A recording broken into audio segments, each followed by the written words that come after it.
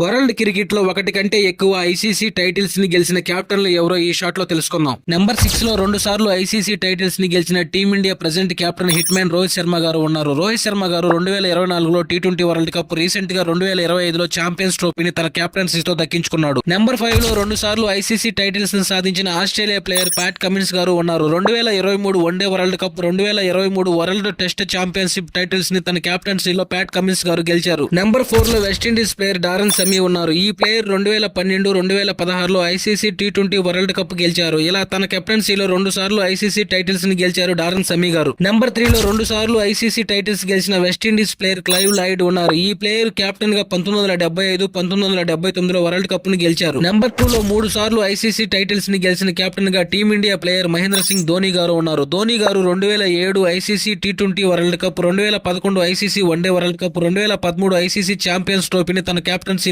గెలిచారు. నెంబర్ 1 లో 4 సార్లు ఐసీసీ టైటిల్స్ ని గెలిచిన కెప్టెన్ గా రికార్డు క్రియేట్ చేశారు ఆస్ట్రేలియా ప్లేయర్ రికీ పాంటింగ్ గారు. రికీ పాంటింగ్ గారు 2003, 2007లో ఐసీసీ వరల్డ్ కప్ టైటిల్ ని, 2006, 2009లో ఐసీసీ ఛాంపియన్స్ ట్రోఫీని తన కెప్టెన్సీలో గెలిచారు.